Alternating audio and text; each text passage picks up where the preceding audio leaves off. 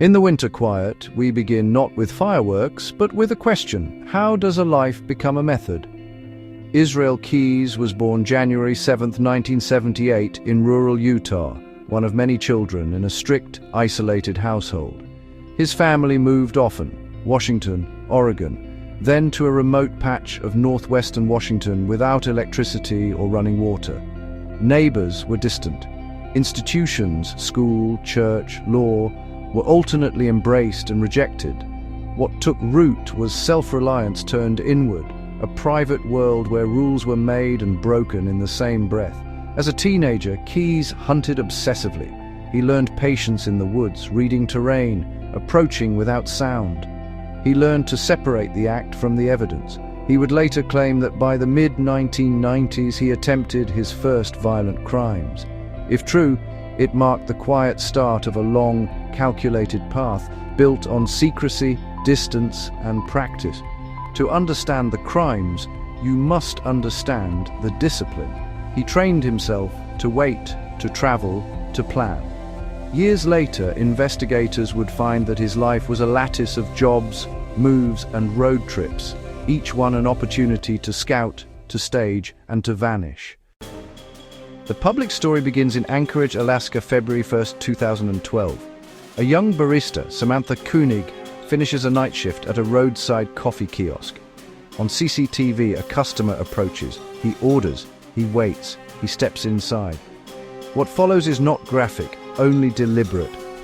She is forced to leave with him, for her family, friends, and a city used to winter's hush. The silence that follows is a thunderclap. Then comes a message.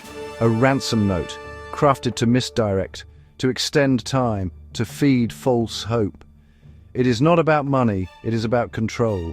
While loved ones search, the perpetrator prepares, editing images, writing demands, staging transactions. He's not guessing, he's working a plan. Investigators begin with the basics: last sightings, financial activity, phone records, the kiosk, the parking lot, the footprints in snow. Each detail becomes a thread. Those threads will stretch far beyond Alaska, across interstates and state lines, into a pattern years in the making.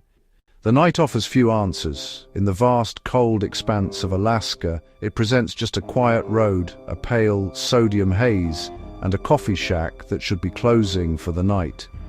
But tonight, the familiar rhythm of the end-of-shift routine will be broken. The ordinary is about to curdle into the unthinkable. For one young barista working the late shift, the final customer of the evening will not be looking for coffee. He is there for her. A sign buzzes, a lonely beacon in the encroaching dark. Minutes stretch, each one colder than the last. A shadow appears at the window, a brief, seemingly normal exchange. Then, entry. It's a moment replayed in countless transactions every day, but this one is different. This is the precise point where routine turns into rupture, where a life is irrevocably altered. The door closes, and a carefully constructed plan is set into motion. Inside, the scene is deceptively calm. Cups are stacked, the till is counted. Ordinary rituals that mark the end of a shift. But these mundane actions will soon become critical anchor points for investigators, the start of a timeline measured in heartbeats and dread. Every object left in its place, every task half finished, tells a story. It's a silent testament to a moment violently interrupted. Hands wipe the counter. The espresso machine hums its low, mechanical song. Outside, a figure waits, not with the impatience of a customer, but with the cold purpose of a predator. Seconds become the hinge of everything that is about to unfold. The plan has been rehearsed, the location scouted. This is not an act of impulse. It is the execution of a meticulously crafted design. From the fixed, unblinking eye of a security camera, we see it. A door, a frame, a movement. The footage is grainy, indistinct, yet it captures the critical moments. The timestamps burned into the corner of the screen will become the unshakable anchors when the questions begin. Investigators will scrutinize these frames, searching for any detail, any hesitation, any clue to the identity of the man who walked in and the woman who did not walk out. The lot is open, quiet, and blanketed in fresh snow. A single set of footprints threads the white expanse leading away from the shack. But as the storm continues, the flakes fall, softening the edges of the impressions, slowly erasing the only immediate trail. It's a race against time and weather, a fleeting clue dissolving into the Alaskan night. A purse, a phone, a set of keys, details left behind that can mean everything or nothing. Are they signs of a struggle or items discarded in haste? Each one is a potential breadcrumb, a piece of a puzzle with no picture on the box. They are logged, bagged, and held for patterns, for the forensic story they might tell. Headlights slice through the darkness, widening the search with every mile. A city of roads opens outward, and with it a dizzying array of possibilities. Did he stay local, or is he already hundreds of miles away? Every turnoff, every side road represents a potential path to escape, a new direction for the investigation to follow. Cruisers sweep the night, their flashing lights painting the snow in strobing blues and reds. License plates are checked, side streets cleared, and motels visited. Over the radio, the calm, procedural language of law enforcement masks the growing urgency. A missing person report is rapidly escalating into a suspected abduction. Officers arrive to a scene that is almost too clean. There are no overt signs of a struggle, no shattered glass, no overturned furniture. It's a quiet, sterile environment that speaks more to control than to chaos. There is no witness who saw enough to swear by, just fleeting glimpses and uncertain memories. This level of cleanliness suggests a perpetrator who knows how to operate, how to leave behind as little as possible. The first photographs fix the moment in place. Every angle, every distance, every ordinary object is documented, now made significant by absence. The camera captures the scene as it was found, preserving it from contamination, creating a permanent record for the forensic teams who will follow. Forensic technicians do what they always do. They document, they preserve, and they refuse to assume. They search for what isn't immediately visible, trace evidence, latent prints, a single stray fiber. Their methodical process is a bulwark against panic, a slow, deliberate search for truth in a place where it has been deliberately obscured. Bags are sealed, numbered, and logged. The chain of custody, an unbreakable line of accountability, starts its formal march from the scene to the lab. Every item, no matter how small, is treated with the same rigorous protocol, because any one of them could hold the key. Overhead, the landscape feels endless, a vast wilderness of snow and trees. If he planned this, and every sign suggests he did, then this immense distance is part of the plan. He is counting on the sheer scale of the land to swallow his tracks, to hide his secrets. He is using the wild itself as an accomplice. A remote building, a single light burning in a window. He chose isolation not just for the crime itself, but for his entire methodology. He operates in places where routine hides rehearsal, where anonymity is the default. These are the spaces on the edge of the map where someone can disappear with terrifying ease. Inside the coffee shack, absence is now louder than any noise. An empty booth waits for a customer who will never arrive. A half-finished coffee cools, its warmth fading into a profound silence that won't explain itself. The entire space has become a memorial to a single, violent moment.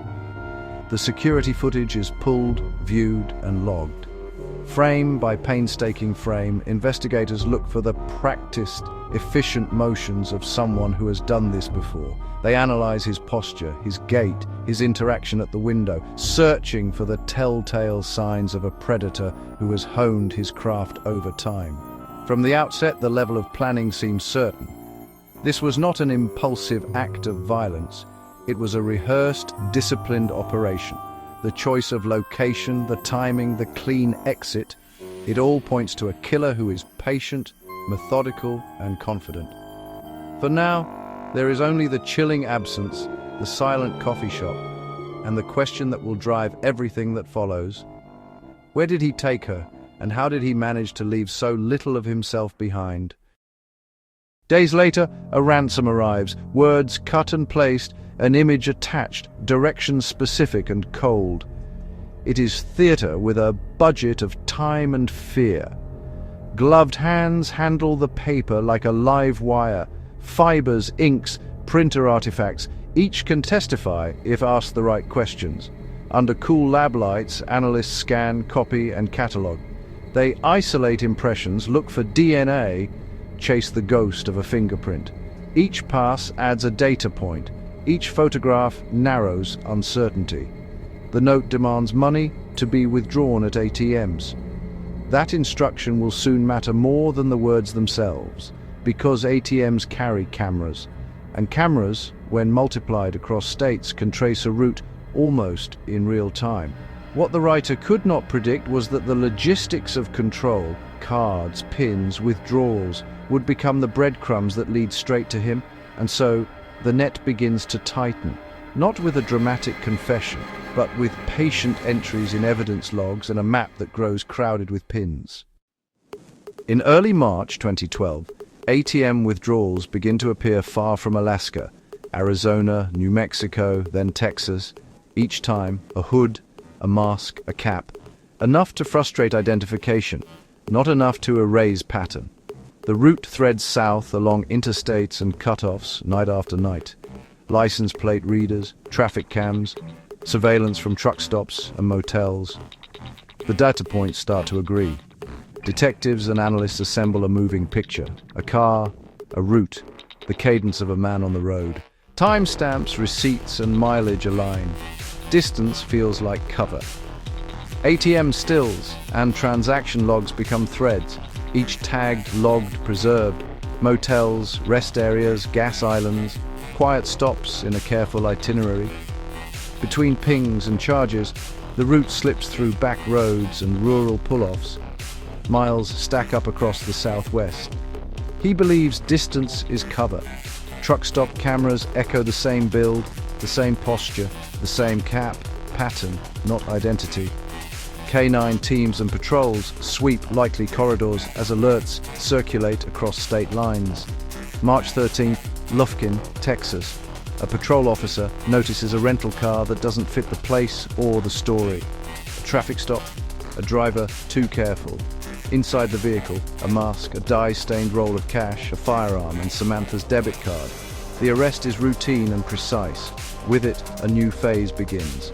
Interviews, confessions, and revelations that redraw the last decade of American crime. As investigators delved into Israel Keyes' confessions, they soon heard a phrase that would come to define the entire case: kill kits.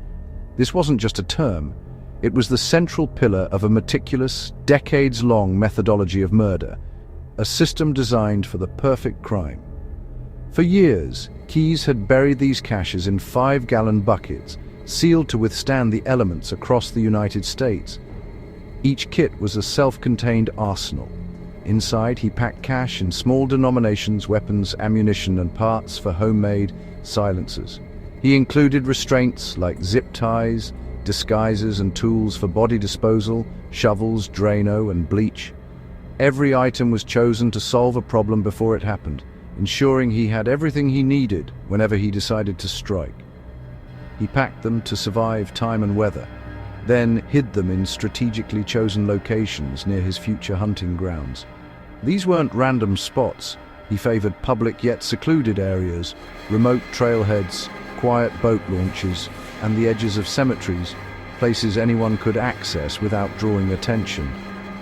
The kits would lie in wait, like traps set for a day that might come months or even years later. His life as a contractor and handyman provided the perfect cover. He traveled constantly for work, often taking long, circuitous routes. Between 2007 and 2009, his travels took him through Washington, Oregon, and Utah. Later, from 2010 to 2012, he made swings through the East Coast, visiting New York, Maine, and Vermont. On these trips, he wasn't just working, he was scouting.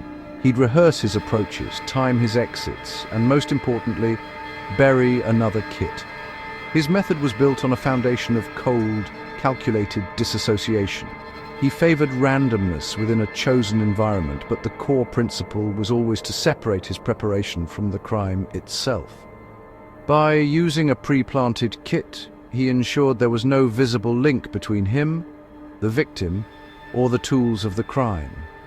The gun used in an abduction couldn't be traced to a recent purchase. The restraints couldn't be tied to a local store. This discipline extended into the digital realm. He avoided creating any electronic trails. No mobile phones were ever turned on near a crime scene. No incriminating internet searches were tied to his devices, and he paid for everything in cash on the day of an attack. This meticulous planning was designed to defeat modern policing, preventing different jurisdictions from ever connecting the dots. He picked small towns, isolated paths, quiet houses, and lake shores at off hours, places where a stranger could pass as a shadow and leave as a ghost. His patience was a weapon in itself. If conditions weren't perfect, if a dog barked or a car appeared unexpectedly, he would simply abort the mission and move on. The kit stayed buried, waiting for another day.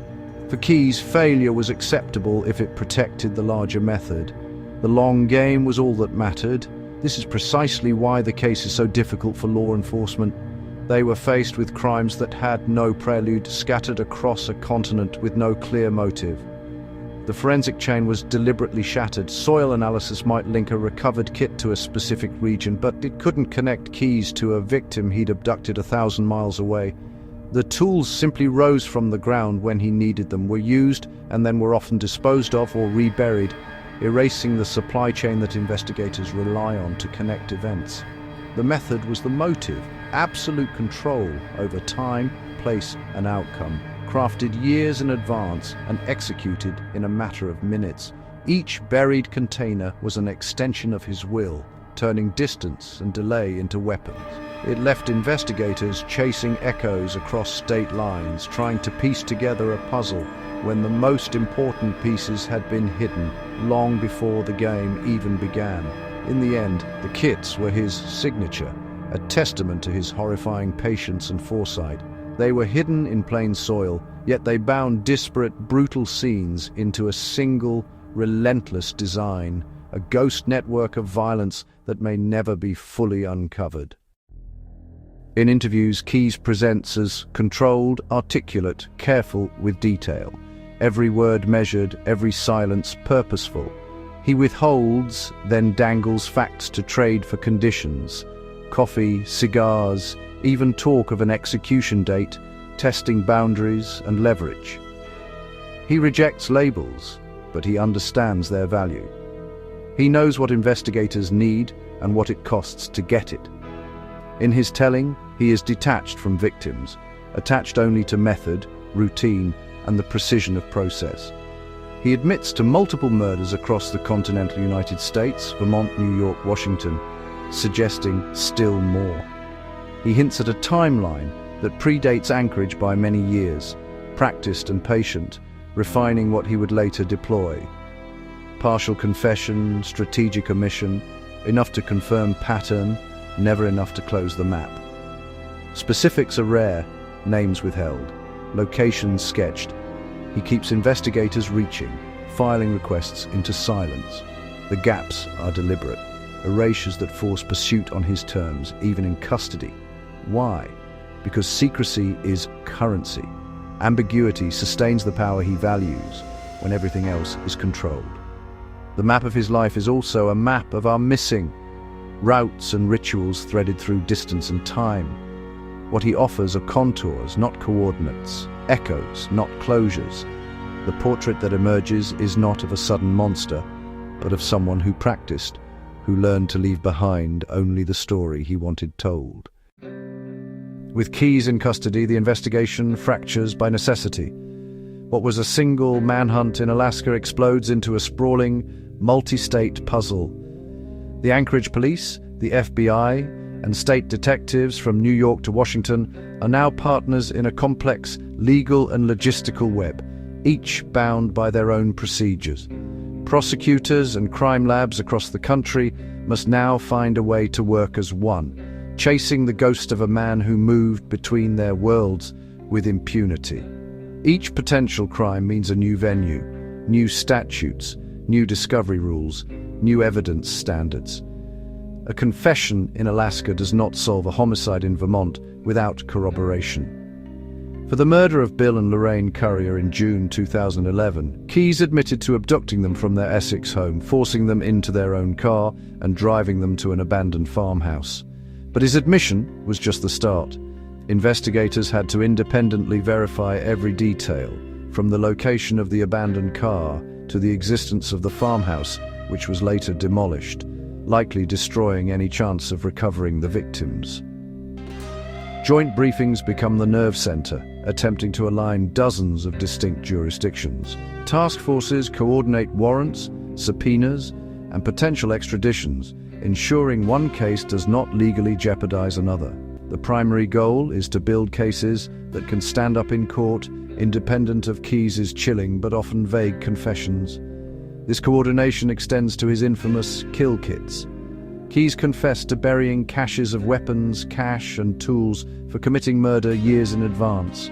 One such kit, retrieved in Vermont, contained items he used in the Currier abduction. Evidence protocols are synchronized, chain of custody, disclosure obligations, and lab priorities, so that a tool mark found on a shovel in New York could, in theory, be matched to a crime scene in Washington. Every piece of evidence must be handled as if it will be presented in multiple courts. In the digital realm, analysts fuse travel records, bank activity, and vehicle rentals. They pull CCTV across time zones and stitch timelines from metadata. The financial breadcrumbs left after Samantha Koenig's abduction are crucial. Keyes used her debit card at ATMs from Alaska down through Arizona, New Mexico, and Texas. Though he wore disguises, the pattern of withdrawals combined with cell tower pings and license plate reader hits on his rental car creates an undeniable digital trail. Multi-state subpoenas are required to connect every transaction, every motel receipt, every digital handshake. They reconstruct his phantom trips by fuel receipts, toll logs, and flight paths. He often flew to a city, rented a car, and drove hundreds or thousands of miles to retrieve a cache, commit a crime, and then fly home from a different airport, using his legitimate construction work as a cover. The interstates between suspected caches are mapped mile by mile, searching for patterns in his seemingly random movements. Warrants are served. The digital trail finally solidifies in Lufkin, Texas, on March 13, 2012. A highway patrol officer, alerted to the rental car linked to the Koenig case, pulls Keyes over. Inside the car, they find a mask, a firearm, zip ties, and cash stained by a bank die pack. Crucially, they also find Samantha Koenig's debit card. The nationwide alert has paid off. Traffic stops, interviews, and surveillance ripple across states. Some leads escalate, others collapse. With Keyes talking, physical searches begin. They search lakes and woods, broad sweeps in remote country, guided by his vague hints and the cold logic of his movements. He details the disposal of Samantha Koenig's body in Matanuska Lake, north of Anchorage. He describes cutting a hole in the ice from inside an ice fishing shelter, dismembering her body, and sinking the remains. It's a methodical, calculated act, planned days in advance with purchases of butcher blades, a tarp, and bleach from different stores to avoid suspicion. Controlled excavations probe suspected burial and cache sites across the country. Soil composition is logged, bagged, and compared against samples from tools he owned, searching for a telltale link between a place and a shovel. Every potential item is sealed and labeled. Chain of custody tags track every handoff from a remote forest in New York to a lab in Virginia to a prosecutor's office in Alaska. In these labs, firearm traces, tool marks, and microfibers are compared for cross-state linkage. Ballistics from a weapon in one state might match a slug recovered in another. This is the hard science needed to anchor his admissions and build a case that would outlive his cooperation. The maps fill with pins and dates. Potential homicides are linked by method, timing, and logistics rather than rumor. But Keyes remains in control, offering partial confessions in exchange for coffee, cigars, and discussions about his preferred method of execution. He insists his victims were random a claim that makes connecting him to other missing persons cases nearly impossible without his help. Progress comes, but slowly. Prosecutors stage charges as venue and evidence mature, careful not to overreach. They are building a fortress of evidence, preparing for trials in multiple states. Then, December 2012, before any trial can begin, Keyes kills himself in his Anchorage jail cell. He leaves behind 11 crudely drawn skulls and a rambling, undated note, more a final act of performance than a confession. He takes his secrets with him. With his death, the case does not end, it complicates. The full scope of his crimes remains unknown. What he did, what he planned, and where the rest of the story lies is still buried across the American landscape. In the end, we know this. Israel Keyes built a system to disappear inside our geography. He hid tools beneath our feet and turned distance into an alibi. We also know that method can be undone by patience, collaboration, and the small, stubborn facts that accumulate in evidence lockers and spreadsheets. For the victims named and unnamed, investigation is not spectacle. It is work, quiet, exacting, and human. If you have information about unsolved disappearances in the places Keyes traveled, contact your local authorities or the FBI. Threads matter.